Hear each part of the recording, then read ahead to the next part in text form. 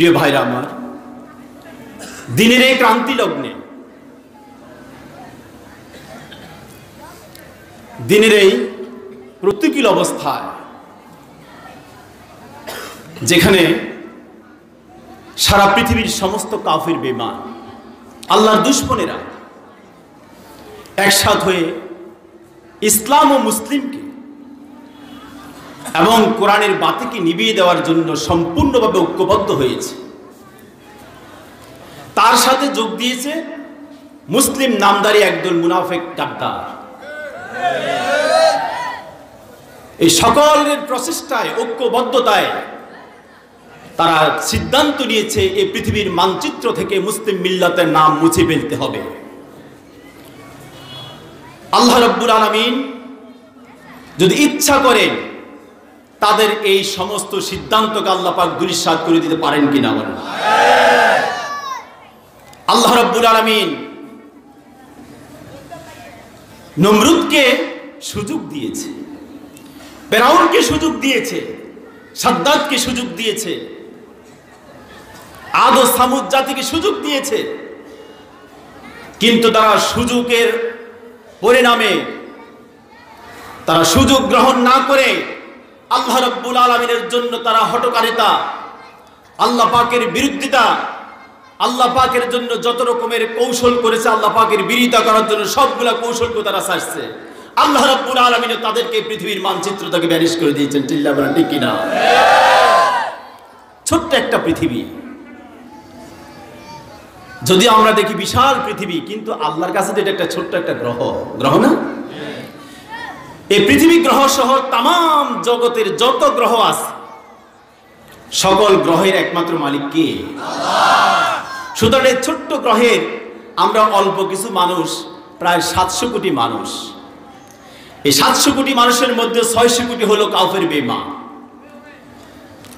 এই সকলে যদি একসাথ হয়ে আল্লাহ পাকের বিরুদ্ধে মিছিল করে, স্লোগান দেয়, হরতাল করে, আল্লাহ পাকের মান ও ইজ্জতের, আল্লাহ পাক জালাল, আল্লাহ পাকের শানে বিন্দু মাত্র হ্রাস করতে পারবে কি? আমার আল্লাহ রাব্বুল আলামিন সূরা ইব্রাহিমের 8 নং আয়াতে বলেছেন, وقال موسى إن تكفروا وأنتم في الأرض جميعا وقال موسى إن تكفروا أنتم ومن في الأرض جميعا فإن الله غني حميد চিল্লা বলেন আল্লাহু আকবার। আমার আল্লাহ রাব্বুল আলামিন মুসার মাধ্যমে ফিরআউনকে জানিয়ে দিয়েছেন, ও মুসা, ফিরআউনকে বলে দাও, তাম দুনিয়াতে যত ফিরআউন রয়েছে, যত নমরুদ রয়েছে, যত সাদ্দাত রয়েছে, তাদের উত্তরসূরি রয়েছে, তারা সকলে মিলে যদি একসাথ হয়ে আমার আল্লাহর বিরুদ্ধে মিছিল করে, আমার আল্লাহ পাকের বিন্দু মাত্র পশম পরিমাণ ক্ষতি করতে পারবে না।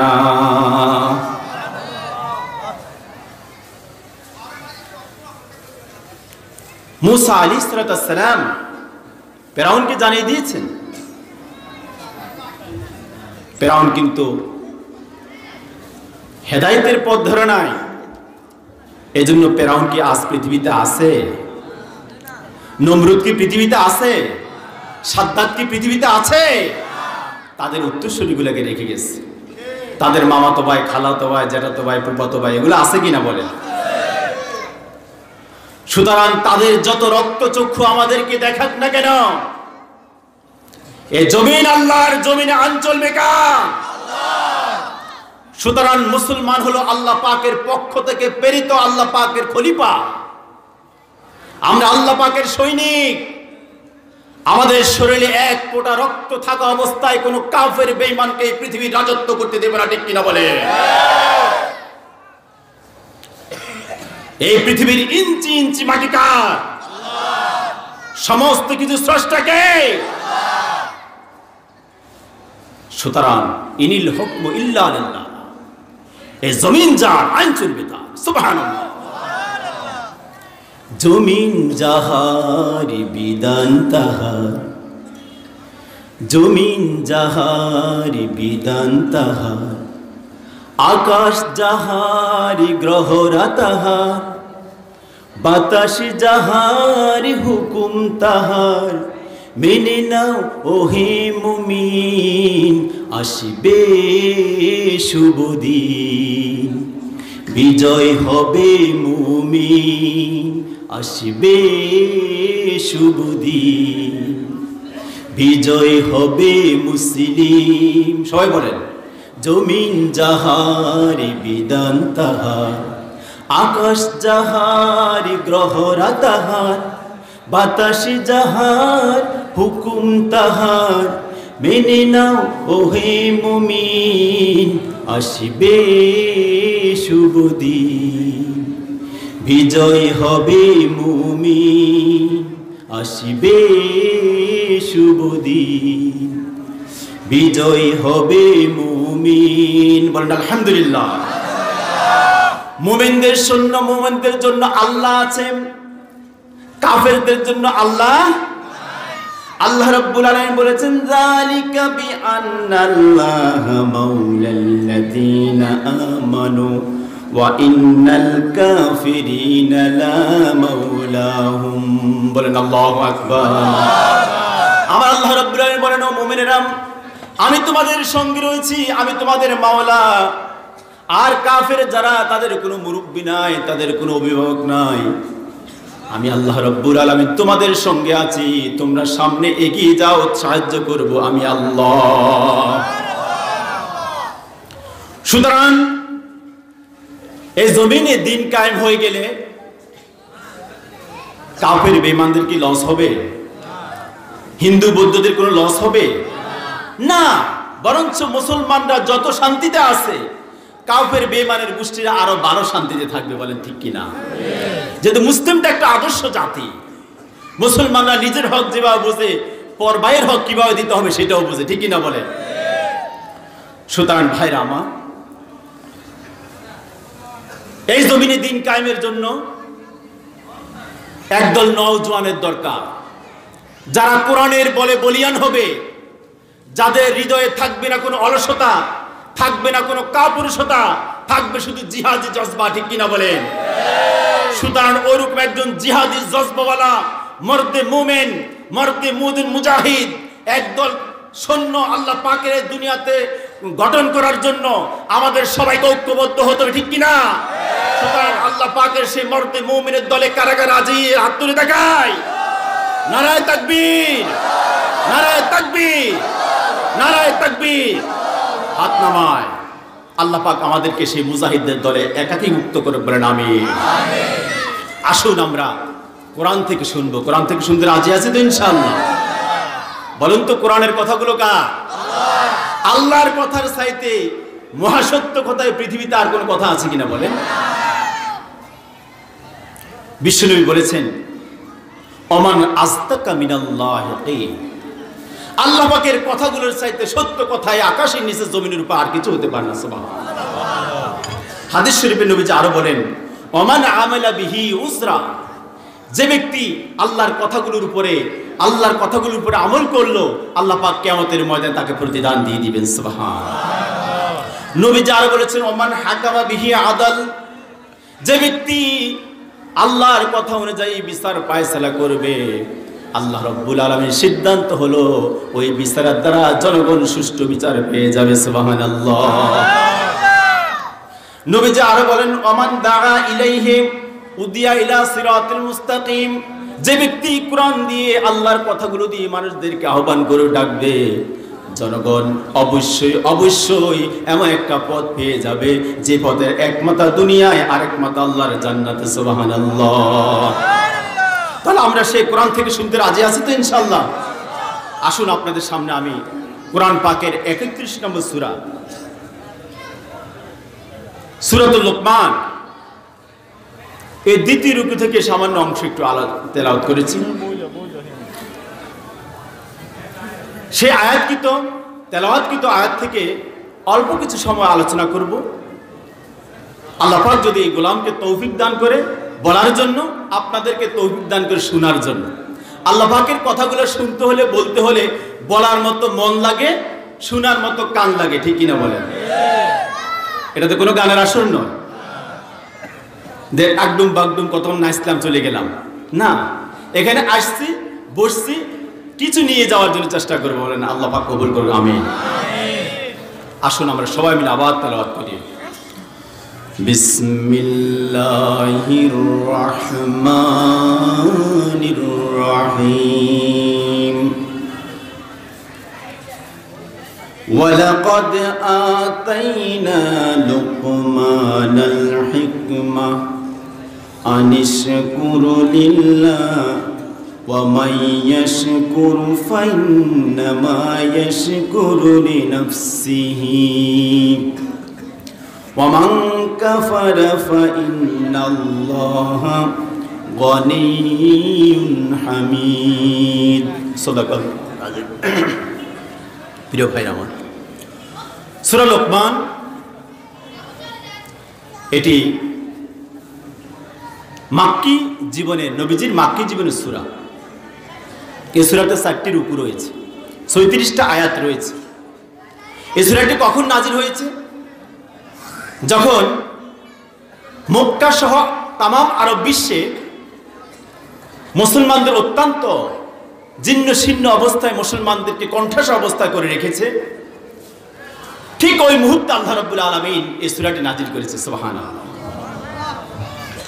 আসলে আমি অত্যন্ত সংক্ষেপে আলোচনা করি, যেহেতু যে আয়াত নিয়েছি এই আয়াতের উপর আলোচনা করলে এক সপ্তাহ আলোচনা করা যাবে, বলেন সুবহানাল্লাহ। আমাকে যে সময় দিয়েছে, সময়ের ভিতরে ইনশাআল্লাহ শেষ করতে চেষ্টা করব, আপনারা আমাকে সহযোগিতা করবেন। আমি একজন শিক্ষক মানুষ, আমার আলোচনা হবে শিক্ষকতা সুলভ। আমার মসজিদে আমি এভাবে আলোচনা করি, নোট ভিত্তিক কথাবার্তা বলি। আল্লাহ পাক আমাদের সবাইকে বোঝার তৌফিক দান করুন। ওয়ালাকাদ আতাইনা লুকমানা, আল্লাহ পাক বলতেছেন আমি লোকমানকে হিকমত দিয়েছি, লোকমানকে আমি জ্ঞান শিক্ষা দিয়েছি। আজকের এই আলোচনাটাকে আমি সহজ করার জন্য 3টা প্রশ্নের আলোকে আলোচনা করব। 3টা প্রশ্ন করব, এই 3টা প্রশ্নের আলোকে আলোচনাটা শেষ হয়ে যাবে ইনশাআল্লাহ।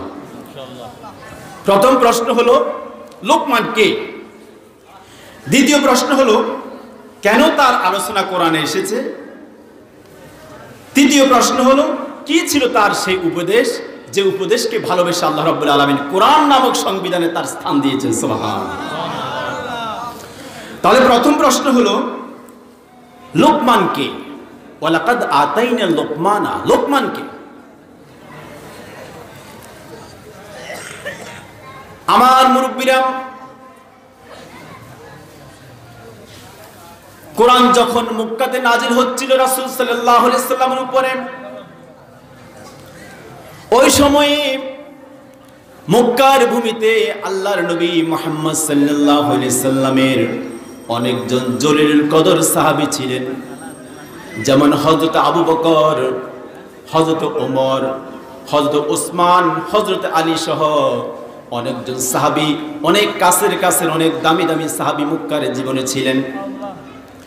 আবু বকর সম্পর্কে বিশ্বনবী বলেছেন, আমার আবু বকর তাম পৃথিবীর সমস্ত মানুষের ইবাদতগুলো যদি একসাথ করে যদি এক পাল্লায় রাখা হয়, আর আমার আবু বকরের নেক আমল, এক রাতের নেক আমল যদি এক পাল্লায় রাখা হয়, আমার আবু বকরের নেক পাল্লাটা ভারী হয়ে যাবে। সুবহানাল্লাহ। ওমর সম্পর্কে বিশ্বনবী বলেছিলেন, আমার নবী বিশ্বনবী মুহাম্মদ সাল্লাল্লাহু আলাইহি সাল্লাম বলেন, লাউ কানা বা'দি নাবিয়্যুন লাকানা ওমর, আমার পরে যদি কোনো কেউ নবুয়ত পেত সেই ওমর। সুবহানাল্লাহ।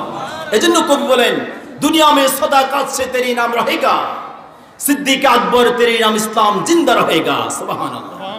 दुनिया में अदालत से तेरी नाम रहेगा, फारूक आजम तेरी नाम इस्लाम जिंदा रहेगा। सुभान अल्लाह।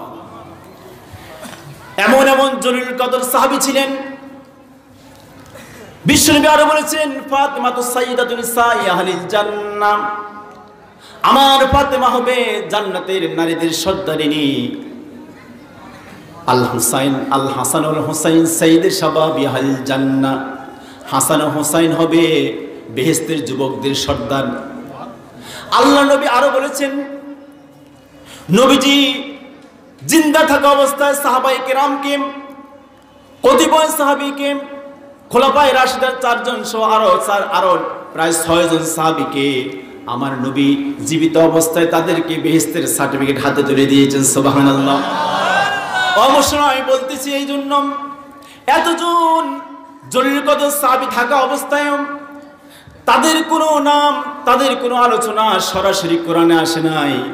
কিন্তু লোকমান, তুমি কোন বাপের বেটা, তুমি কোন মায়ের গর্বিত সন্তান, আমার আল্লাহ রাব্বুল আলামিন তোমার নামে তোমার আলোচনা কোরআনুল কারীম নামক একটা শ্রেষ্ঠ বিধানে তোমার আলোচনা করে দিয়েছে। সুবহানাল্লাহ। তাহলে সেই লোকমান কে, যে লোকমানের আলোচনা আল্লাহ রাব্বুল আলামিন কোরআন পাকে করেছেন? এই লোকমান নিয়ে তাফসির মাঝারি, তাফসির ইবনে কাসির, তাফসির ফি জিলালিল কোরআন, তাফসির তাফহিম সহ অনেকগুলো তাফসির আমি ঘেটেছি। এই তাফসিরগুলোতে প্রায় অর্ধশত বর্ণনা এসেছে হযরত লোকমান সম্পর্কে। সুবহানাল্লাহ। কেউ কেউ বলেছেন তিনি আদ জাতির সময়ের একজন মানুষ, কেউ বলেন তিনি দাউদ আলাইহিস সালামের সময়ের মানুষ, কেউ বলছেন তিনি একজন হাবশী কৃতদাস ছিলেন, কেউ বলছেন তিনি আবিসিনিয়ার কৃতদাস ছিলেন। আসলে মোট সংক্ষেপ কথা হলো তিনি একজন হাবশী কৃতদাস ছিলেন, বাড়ি ছিল আফ্রিকা। অত্যন্ত কালো কুৎসিত একটা ব্যক্তি ছিলেন, নাকের সেন্টার ঠিক ছিল না, নাকটা ছিল বোসা, নাকটা বোসা ছিল, ঠোঁটগুলো স্যাবডা ছিল, পেটটা বড় ছিল, পাগুলা রেল লাইনের মতো ফাটা ফাটা ছিল, অর্থাৎ দেখতে কোনো মজাই লাগবে না। কিন্তু আল্লাহ রাব্বুল আলামিন, আল্লাহর কাছে সাদা কালোর কোনো পার্থক্য নাই, আল্লাহর কাছে সাদা কালোর কোনো পার্থক্য নাই। আল্লাহ রাব্বুল আলামিন না আকরাকুম ইনদাল্লাহি আতকাকুম, যার হৃদয়ে আমার প্রতি ভালোবাসা আছে, যার হৃদয়ে আমার প্রতি ভয় আছে, তাকওয়া আছে, আমি তাকেই পছন্দ করি। সুবহানাল্লাহ। তাফসিরে মারিফুল কোরআনের 1055 পৃষ্ঠা একটি ঘটনা আল্লামা শফি সাহেব হযরত সাদ বিন মুসাইয়াব থেকে হাদিসটি নকল করেন। তিনি বলেন যে একদিন এক ব্যক্তি এসে সাদ ইবনে মুসাইয়াবকে প্রশ্ন করল। লোকটা কালো ছিল, এখন কালোর কারণে সে অত্যন্ত একটু আনইজি ফিল করে তার কাছে কিছু প্রশ্ন করার জন্য দাঁড়াইছে। সাদ ইবনে মুসাইয়াব রাদিয়াল্লাহু তাআলা আনহু তাকে প্রশ্ন করলেন, ভাই তুমি এত হীনতায় ভুগছো কেন, কি হয়েছে? বললাম আমি কালো মানুষ, আমার কোনো দাম নেই, আমি আপনাকে কিছু প্রশ্ন করতে আসছি। বলল প্রশ্ন পরে করো, ওরা আল্লাহর বান্দা, তুমি কি জানো না কালো মানুষ সাদা মানুষ আল্লাহর কাছে কোনো পার্থক্য নাই। আমার আল্লাহ তাদেরকেই ভালোবাসেন যার হৃদয়ে আল্লাহর প্রতি প্রেম ভালোবাসা আছে। সুবহানাল্লাহ। ও কালো মানুষ, তুমি জানো না আল্লাহ রাব্বুল আলামিন এই জমিনে 3 জন কালো ব্যক্তিকে এত সম্মান এত ভালোবাসা দিয়েছেন, এই 3 জন ব্যক্তিকে পৃথিবীর শ্রেষ্ঠ মানুষ হিসেবে পরিচিত হয়েছে। সুবহানাল্লাহ। তার মধ্যে একজন ছিলেন বেলাল, নাম কি? একজন ছিলেন বেলাল হাবশী, যার চেহারা সুন্দর ছিল না, মুখের গঠন সুন্দর ছিল না, জিহ্বাগুলো ঠোঁটগুলো অত্যন্ত মোটা মোটা, পেটটা বড়, পাগুলো কালো কালো। কিন্তু আল্লাহ রাব্বুল আলামিনের কাছে কালো সাদার কোনো তফাৎ নাই। আল্লাহ রাব্বুল আলামিন বেলালকে ভালোবেসে মসজিদে নববীর মুয়াজ্জিন বানাই দিয়েছেন। সুবহানাল্লাহ। মক্কার লোকেরা তাকে ব্ল্যাক ক্রু বলতো, কালা কাউয়া। মক্কার লোকগুলো বেলালকে কালা কাউয়া বলতো। বিশ্বনবী ইরশাদ করেন, ও দুনিয়ার মানুষ, তোমরা জানো না আমার কালা কাউয়ার কত দাম, আমার কালা কাউয়ার কত দাম তোমরা জানো না, তোমরা হয়তো তাকে ঘৃণা করো। ওরে দুনিয়ার মানুষ, আমার সাহাবীরা, কাল কিয়ামতের ময়দানে হিসাব নিকাশ যখন হয়ে যাবে, সবাই যখন জান্নাতে চলে যাবে, আমি যে বাহন করে যাব আমার ডান পাশে থাকবে আবু বকর, বাম পাশে থাকবে ওমর। আমাকে যে বাহন করে ড্রাইভিং করে নিয়ে যাবে সে তো আর কেহ নয়, আমার ড্রাইভার হবে আমার হাবশী কালো বেলাল রাদিয়াল্লাহু তাআলা আনহু। সুবহানাল্লাহ। আমার হাবশী কৃতদাস বেলাল, সেই বেলালের কত দাম। মসজিদে নববীতে তিনি মুয়াজ্জিন হিসাবে চাকরি পেয়েছেন। মসজিদে নববীতে মুয়াজ্জিন হিসাবে তাকে চাকরি দেওয়া হলো। সে বেলাল যখন মসজিদ নববীতে উঠে যখন আশহাদু আল্লা ইলাহা ইল্লাল্লাহ আশহাদু আন্না মুহাম্মাদুর রাসূলুল্লাহ বলতেন, মক্কার অলিতে গলিতে সবাই নিথর নিস্তব্ধ হয়ে বেলালের আজান শুনতো। সুবহানাল্লাহ। আর চোখ দিয়ে টপটপ করে পানি পড়ত। সে বেলাল রাদিয়াল্লাহু তাআলা আনহুর ঘটনা বলতে গেলে অনেক লম্বা, অনেক লম্বা। হাবশী বেলাল উমাইয়ার কৃতদাস ছিলেন। কার কৃতদাস ছিলেন? উমাইয়ার কৃতদাস ছিলেন। যেদিন শুনেছে মক্কার ভূমিতে একজন দ্বীনের ঝান্ডা নিয়ে একজন সত্য নবীর আবির্ভাব হয়েছে, ওদিন বেলাল রাদিয়াল্লাহু তাআলা আনহু এক সেকেন্ড দেরি করেন নাই, সাথে সাথে কালমা পড়ে নিলেন, আশহাদু আল্লা ইলাহা ইল্লাল্লাহু ওয়া আশহাদু আন্না মুহাম্মাদান আবদুহু ওয়া রাসূল। এই কালমা পড়ে মুসলমান হয়ে গেছে। আজকে তো কালমা আমাদের ভিক্ষার ঝুলি হয়েছে। আজকে কালমা আমাদের ভিক্ষার ঝুলি। লা ইলাহা ইল্লাল্লাহ, মাগো দুয়া খরাত দেন গো, বলে কিনা? বলে কিনা? অথচ এই কালমার আওয়াজে রোম সম্রাট হিরাক্লিয়াসের রাজভবন থরথর করে কেঁপেছে। এই কালমার আওয়াজে পারস্যের রাজধানী থরথর করে কেঁপেছে। এই কালমার আওয়াজে আফ্রিকার জঙ্গল থেকে বিষাক্ত জানোয়ারগুলো পার হয়ে ওখানে সাদ বিন আবি ওয়াক্কাসকে থাকতে দিয়েছে। আজকে সেই কালমার আওয়াজ আমাদের ভিক্ষার ঝুলি হয়ে গেছে। আজকে কোরআন আমাদের খতমের বান্ডা, তাবিজের বান্ডা হয়ে গেছে। না, এগুলো সেটার জন্য আসে না। প্রিয় ভাইরা আমার, মসজিদে নববীর মুয়াজ্জিন হযরত বেলাল রাদিয়াল্লাহু তাআলা আনহু তিনি যখন আজান দিতেন, তাম আরব বিশ্ব নিথর নিস্তব্ধ হয়ে আজান শুনতো, আর আজানের শব্দগুলো শুনতো, আর চোখ দিয়ে থরথর করে জর্জর করে পানিগুলো ছেড়ে দিত। এজন্য কবি কায়কোবাদ বলেছেন, কেউই শোনালো মোরা আজানের ধ্বনি, মর্মে মর্মে সেই সুর বাজিল কি সুমধুর, আকুল হইল প্রাণ নাছিল দমনি, কি মধুর আজানের ধ্বনি। আজান শুনতে ভালো লাগে না? আজান শুনতে ভালো লাগে না? আর ঢাকা শহর যারা যাবেন, সকালবেলা ফজরের পর ফজরের সময়ে জানালাটা একটু খুলে দিয়েন, দেখবেন এক মসজিদ থেকে এক সরে আজানের শব্দগুলো আসছে, মনে হয় যেন কলজাটা কেড়ে নিবে। সুবহানাল্লাহ। যদি এখন ঢাকা শহর মসজিদের শহর নয়, ঢাকা শহর এখন হয়ে গেছে মূর্তির শহর, বলেন নাউজুবিল্লাহ। ঢাকা শহর হয়ে গেছে এখন মূর্তি ভাস্কর্যের শহর। এদেশের ওলামায়ে কেরাম মূর্তি ভাস্কর্যের বিপক্ষে কথা বলেছে, প্রতিবাদ করেছে। সরকারের সঙ্গে আমাদের কোনো শত্রুতা নাই, এদেশের আলেম ওলামার কোনো শত্রুতা নাই। শুধু একটা জায়গায় সমস্যা, সেটা হলো মূর্তি ভাস্কর্য তৈরি করা হলো যেমন কুপুরি, অনুরূপভাবে মূর্তি ভাস্কর্য তৈরি হওয়ার পরে যে সিরাজ শুরু হয়ে যাবে, ওটা ঠেকাবে কে? এমন করে তো এক সময় এই পৃথিবীতে মূর্তি ভাস্কর্য তৈরি হয়ে আস্তে আস্তে এটা পূজা মণ্ডলে পরিণত হয়েছে। আমরা ওলামায়ে কেরাম ভবিষ্যতের কথা অনেকটাই চিন্তা করে আমরা কথা বলি। প্রিয় হাজরিন, মসজিদের শহর এখন মূর্তির শহর। বলতেছিলাম, আজানের শব্দের ধ্বনি যেই শুনে তার হৃদয়ে ধাক্কা খায়।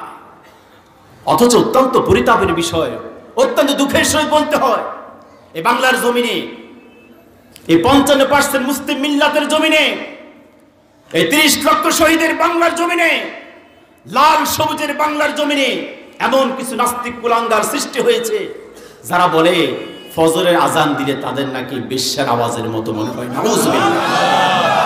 এত আস্তে বললে হবে না, নাউজুবিল্লাহ।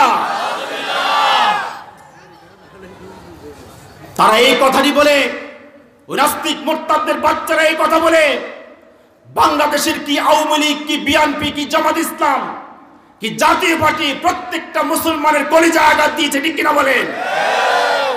এজন্য এই সমস্ত কুলাঙ্গাররা মৃত্যুর পরে তাদের জানাজাটা সঠিকভাবে হয় নাই। ও মুসলমান, ও বাকিপুরের মুসলমান, কান সজাগ করে শোনো।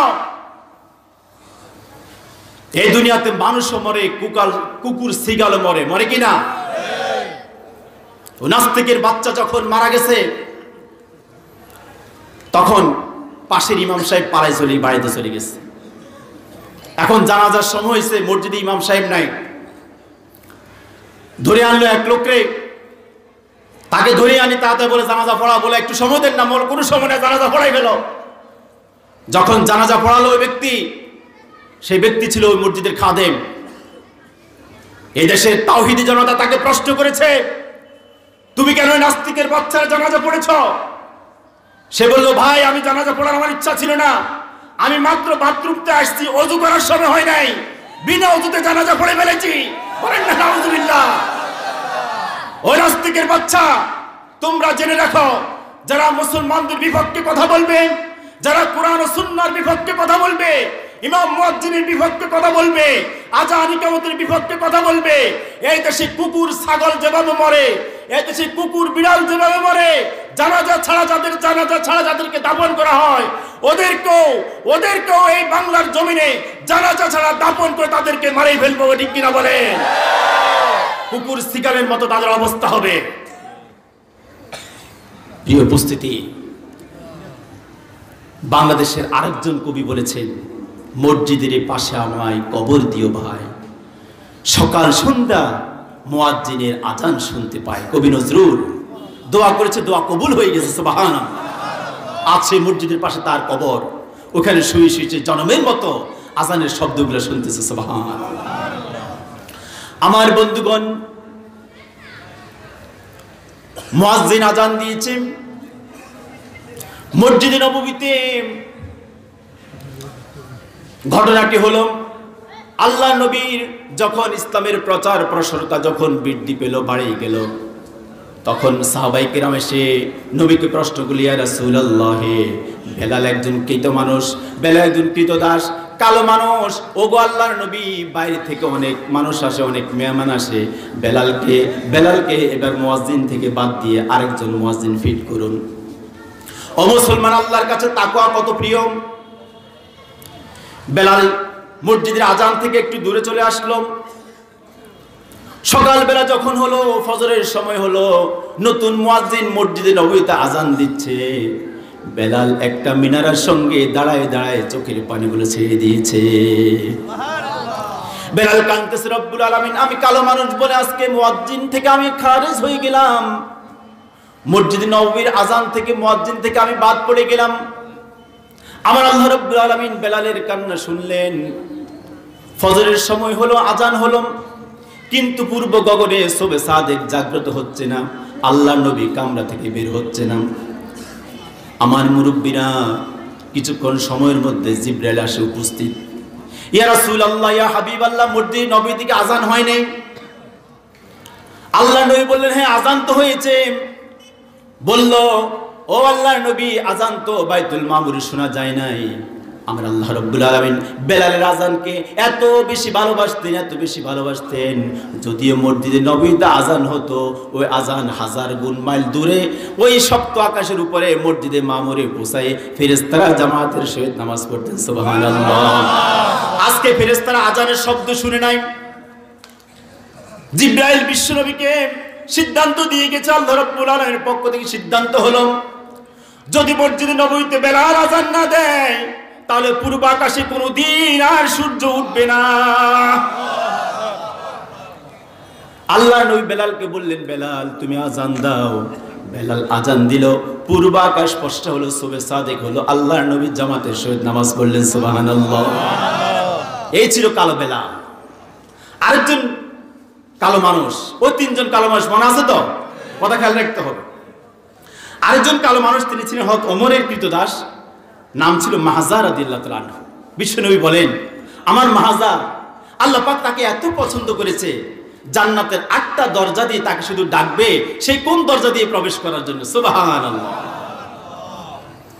আরেকজন কালো মানুষ হলো আজকের আলোচনার মূল টপিক, যেটা আজকের আলোচনার মূল বিষয়, যেটা হয়তো লোকমান আলাইহিস সালাতু ওয়াস সালাম। বলেন সুবহানাল্লাহ।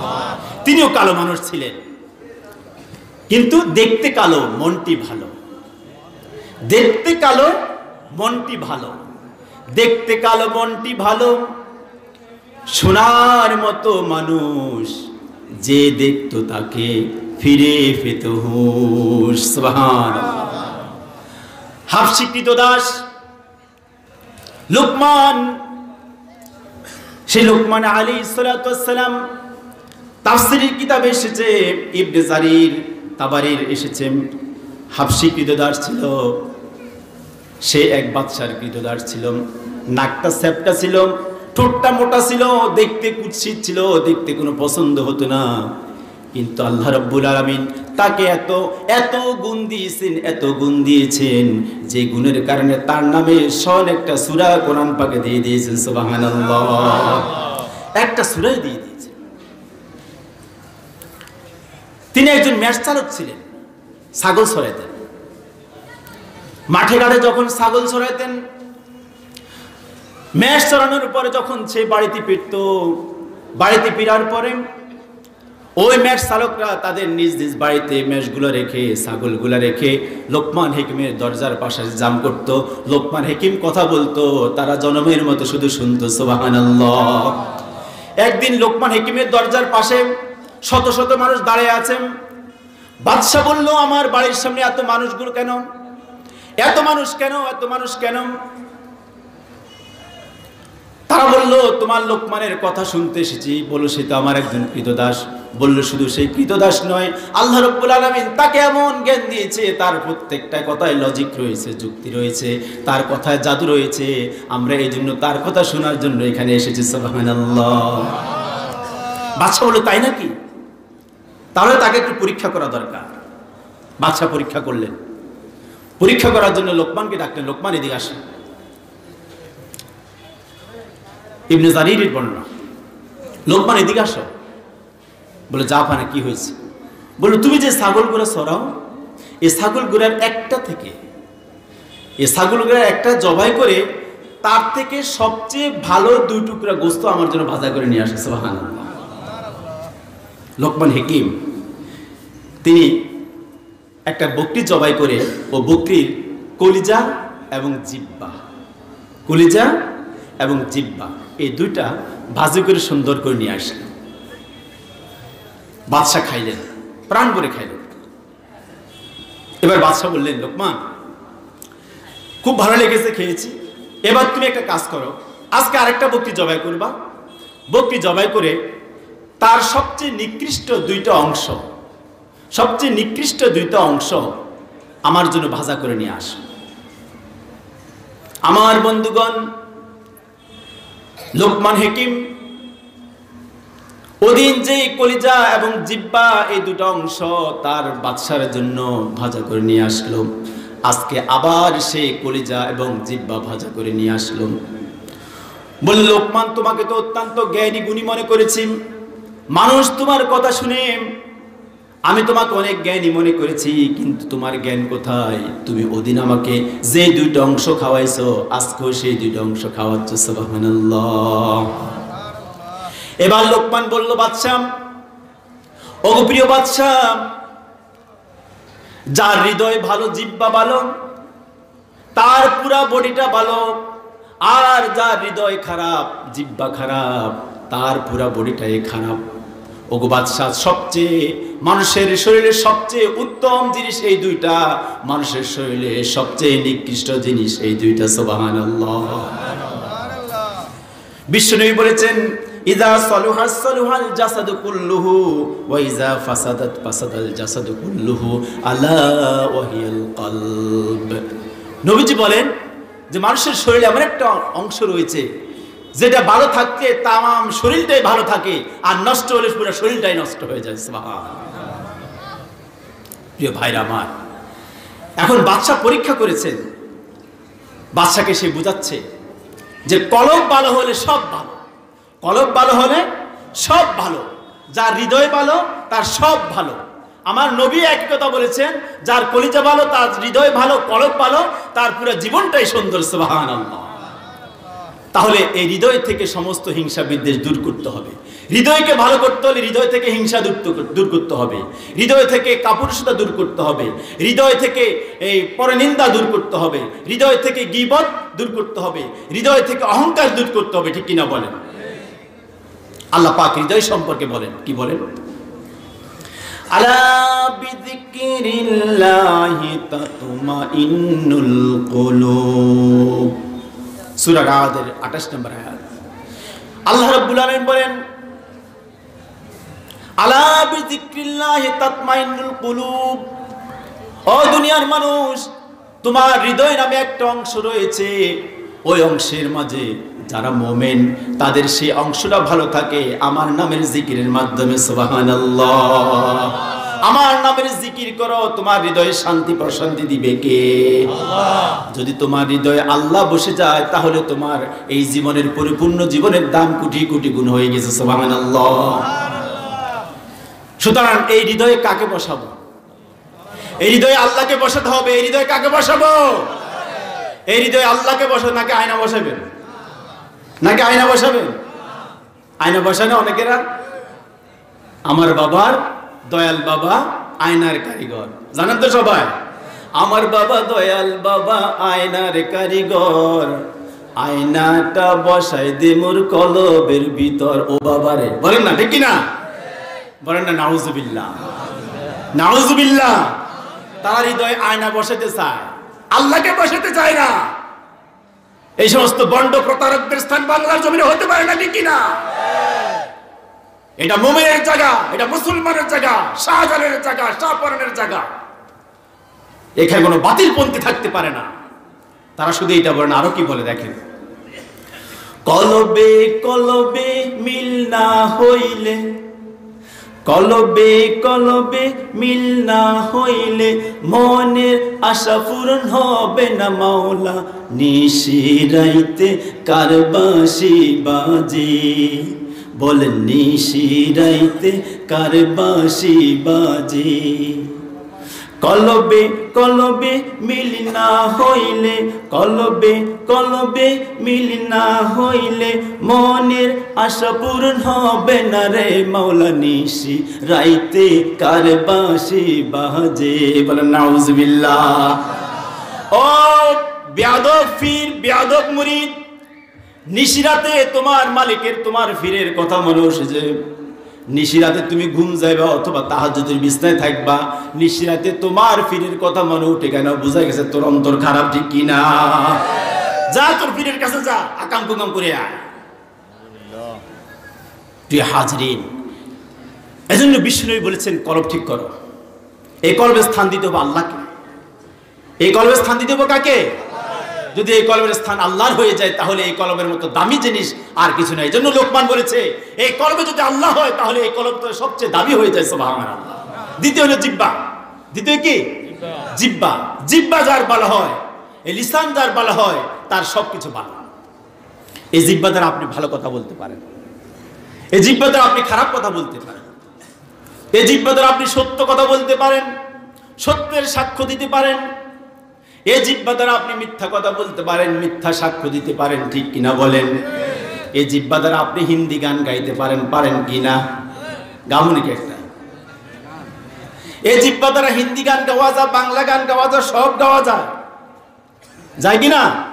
ছোটকালে একটা গান শুনছি, পেহলি পেহলি বার মোহাব্বত ती है मुस्नो समस्नो आई मैं क्या करूं। শুনছেন কিনা? এই গানটাকে যদি আমি ইসলামী সঙ্গীত রূপান্তরিত করতে পারি, শোনো শোনো শোনো মুমিন শোনো না, মাজলুমানের কান্না কি তুমি শোনো না। জাগো মুমিন জাগো মুমিন জাগো না, মুয়াজ্জিনের আজান কি তুমি শোনো না? উঠে পড়ো না, সেজদা করো না, উঠে পড়ো না, সেজদা করো না। জাগো মুমিন, জাগো মুমিন, জাগো না। মুমিন বান্দার ঘুমের সময় এখন না। সুবহানাল্লাহ। তাহলে জিহ্বা দিয়ে আপনি ভালো কথাও বলতে পারেন, মন্দ কথাও বলতে পারেন। এই জিহ্বা দিয়ে গান গাইতে পারেন, কোরআন তেলাওয়াত করতে পারেন, পারেন কিনা? এজন্য জিহ্বা সম্পর্কে আল্লাহ রাব্বুল আলামিন পরিষ্কার করে বলে দিয়েছেন, মা ইয়ালফিজু মিন কাউলিন ইল্লা লাদাইহি রাকীবুন আতীদ। ও বান্দা, তোমার জিহ্বা দিয়ে যা কিছু তুমি বলো না কেন, যা কিছু তোমার জিহ্বা থেকে ট্রান্সফার হয়, খারেজ হয়, বের হয়, আমার একদল সৈনিক ওই কথাগুলোকে রেকর্ড করার জন্য সদা সর্বদা তোমার কাছে উপস্থিত আছে। সুবহানাল্লাহ। এই জিহ্বা দিয়ে আমরা যখনই যা বলবো সবকিছু রেকর্ড করা একজন আছে কিনা? কিরামান কাতিবিনা ইয়ালামুনা মা তাফআলুন। ও বন্ধু, তুমি যা কিছু বলছো তোমার জীবনের সকল কিছু রেকর্ড করার জন্য দুইজন ফেরেশতা আমি ফিট করে দিয়েছি। সুবহানাল্লাহ। কিরামান কাতিবিনা ইয়ালামুনা মা তাফআলুন। তিনি সব জানেন, সব জানেন। যিনি, তিনি কে? আল্লাহ। আল্লাহ রাব্বুল আলামিন যদিও জানেন, তথাপিও পরীক্ষার জন্য দুনিয়ার যেরকম সাক্ষী থাকে, একটা কিছু হয় ওরকম সাক্ষী সামর্থ্য রাখার জন্য কিয়ামতের ময়দানে যাতে করে বান্দা এটা বলতে না পারে আমি এই কাজ করে নেই, সমস্ত রেকর্ডগুলো অত্যাধুনিক ভিডিও ক্যামেরার মাধ্যমে আল্লাহ রাব্বুল সবকিছু রেকর্ড করে তোমার ঘাড়ের ভিতরে মেমরি কার্ড ঢুকায়ে তোমাকে দুনিয়া থেকে বিদায় করে দেবে। সুবহানাল্লাহ। সুতরাং জিহ্বা দিয়ে ভালো কথা বলতে হবে। রাজি আছি তো ইনশাআল্লাহ? জিহ্বা দিয়ে ভালো কথা বলতে হবে। তাহলে ভালো কথা বললে এই জিহ্বাটা পবিত্র হয়ে যায়। প্রিয় হাজরিন, এজন্য লোকমান হাকিম বলেছেন যে কলব এবং জিহ্বা অত্যন্ত দামি জিনিস, কলব এবং জিহ্বা অত্যন্ত খারাপ জিনিস। বলেন সুবহানাল্লাহ। লোকমান হাকিমকে বাদশাহ আরেকটু পরীক্ষা করছে। আরেকটু পরীক্ষা করে একদিন লোকমানকে বলল, লোকমান তোমাকে আমি একটা পরীক্ষা করি। লোকমান, তুমি একটা কাজ করো, ওই জমিতে কিছু জব চাষ করো। লোকমান তিল চাষ করো। লোকমান তিল না চাষ করে লোকমান জব ছাড়াই দিচ্ছে। কিসের বীজ বাড়াইছে? জবের বীজ। বাদশা কিছুদিন পরে যায়, দেখলো কিরে জব গাছ, তোমাকে বললাম তিল, তুমি করলা জব, ব্যাপারটা কি? ও লোকমান, তুমি শাস্তি পেতে হবে, আমার কথা না শোনার কারণে তোমাকে শাস্তি পেতেই হবে। বলল কি হয়েছে? বলছে তোমাকে তিল বপন করার জন্য তুমি বপন করেছো জব। বলল বাদশাহ, আমি ভেবেছি জব বপন করলে তিল হয়। বলল লোকমান, তোমাকে তো অত্যন্ত জ্ঞানী মনে করেছি, তোমার মতো মূর্খ আর এই জমিনে নাই। এবার লোকমান হাকিম বলল, বাদশাহ বুঝলাম আমি অত্যন্ত বোকা মানুষ, এটাও বুঝলাম জব বপন করে তিল হয় না। ওগো বাদশাহ, কিন্তু আমার প্রশ্ন হলো, আপনি যে পাপের মাঝে ডুবে আছেন, সেই পাপের মাঝে ডুবে কিছু কিছু সময় আপনি বলেন আল্লাহ তুমি আমাকে জান্নাত দাও। ওগো বাদশাহ, পাপের মাঝে থাকি কোনো মানুষ জান্নাত আশা করতে পারে না। সুবহানাল্লাহ। যেভাবে জব বপন করে তিলের আশা করা যায় না, অনুরূপ ভাবে পাপের মাঝে থাকি কখনো জান্নাত আশা করা যায় না। ঠিক কিনা বলেন? লোকমান বলল, বাদশাহ বলল লোকমান, তুমি আমার অন্তরের চক্ষু খুলে দিয়েছ, ওগো লোকমান, আজ থেকে তুমি আমার মন্ত্রণালয়ে প্রধানমন্ত্রী, তোমাকে আমি নিয়োগ করে দিলাম। সুবহানাল্লাহ। প্রিয় ভাইরা আমার,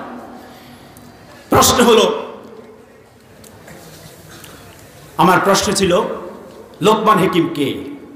দ্বিতীয় প্রশ্ন আমি সংক্ষেপে শেষ করছি, যেটা আমার সময় আর 10 মিনিট আছে হাতে। 10 মিনিট ইনশাল্লাহ আমরা অনেক দূরে পাড়ি দিতে হবে। দ্বিতীয় প্রশ্ন ছিল এই লোকমান হাকিমের কথাগুলো আল্লাহ রাব্বুল আলামিন কুট করে কোরআন পাকে যে আনলেন, কেন আনলেন? প্রিয় ভাইরা আমার, আমরা যারা পিতা রয়েছে আমরা সন্তানকে নসিহত করি কিনা বলেন? শিক্ষক ছাত্রকে নসিহত করে, সরকার জনগণকে নসিহত করে কিনা? এবার একে একজনকে নসিহত করে। ইসলাম হলো নসিহতের ধর্ম, আদ-দীনুন নাসিহা, ইসলাম হলো নসিহতের ধর্ম। সুতরাং লোকমান হাকিম তার সন্তানকে, তার সন্তান নাম ছিল আইকা, তার ইন্তেকালের সময় যখন হয়েছে লোকমানের, আমরা যখন সন্তান আমার নিজের ইন্তেকালের সময় তখন তাকে ডাকে নিয়ে বলি, বাবা শুন, ওই অমুক জায়গায় 5 কড়া, অমুক জায়গায় 10 কড়া, ওই ব্যাংকে এত টাকা, ওই ব্যাংকে এত টাকা, ওইখানে ওইটা, ওইখানে এটা, এগুলো বলি কিনা বলেন? লোকমান হাকিম তার সন্তানকে ডেকে কিচ্ছু না বলে এমন কিছু নসিহত দিলেন, এমন কিছু নসিহত দিলেন যে নসিহতকে আল্লাহ রাব্বুল আলামিন এত বেশি পছন্দ করেছেন, লোকমানের নামে একটা সূরা আল্লাহ পাক গোটা কোরআন শরীফে দিয়ে দিয়েছেন। সুবহানাল্লাহ। শেষ প্রশ্ন হলো, এই লোকমানের নসিহতগুলো কি ছিল?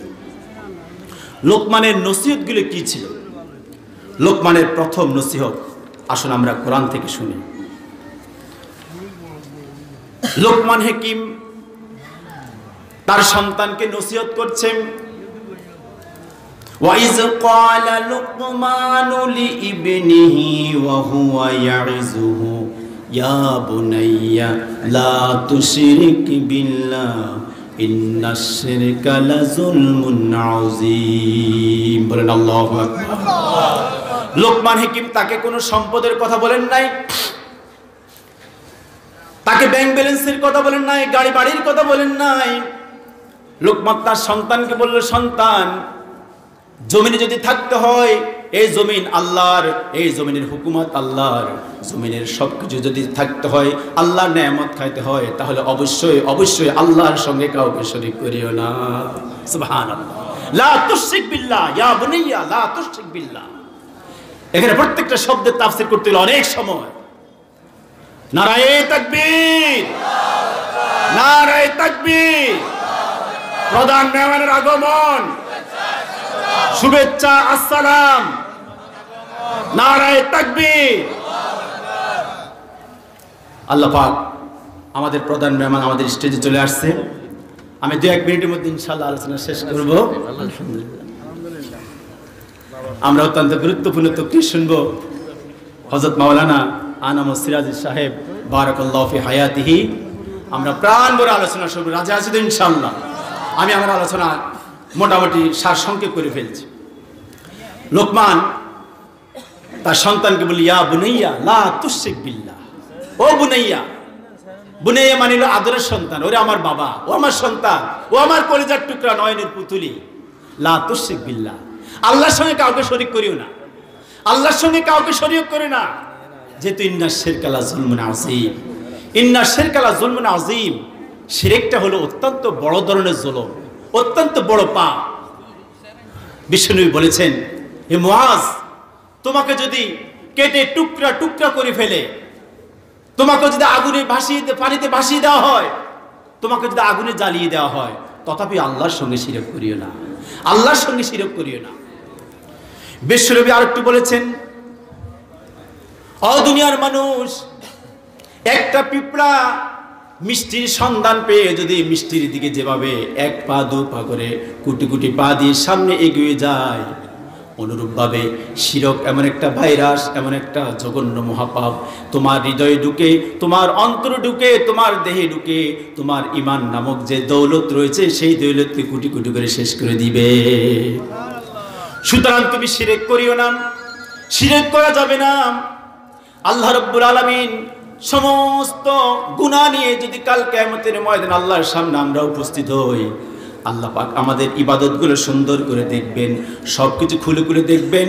যত পাহাড় পরিমাণ গুনাহ করি না কেন, যদি তার মাঝে শিরক না থাকে, আমার আল্লাহ পাক বলতেছেন, আমি পাহাড় পরিমাণ দয়া এবং মায়া নিয়ে আমার বান্দার কাছে উপস্থিত হয়ে যাব।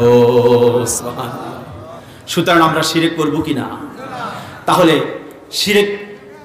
শিরক বহু প্রকার, 3 প্রকার। শিরকে আকবর, শিরকে আসগার। শিরকে আকবর 3 প্রকার, শিরকে আসগার বহু প্রকার। সর্বমোট কথা হলো, শিরকে আকবর যে প্রকারগুলো রয়েছে তার মাঝে সর্বশ্রেষ্ঠ শিরক হলো যে আল্লাহর ইবাদতের মাঝে, বান্দার ইবাদতের মাঝে আল্লাহ যে ইবাদত আমাদের কাছে পায়, আল্লাহ যে ইবাদত আমাদের কাছে পায়, সেই ইবাদতের মাঝে কাউকে ঢুকাই দেওয়া, এটার মতো জঘন্য শিরক আর পৃথিবীতে নাই।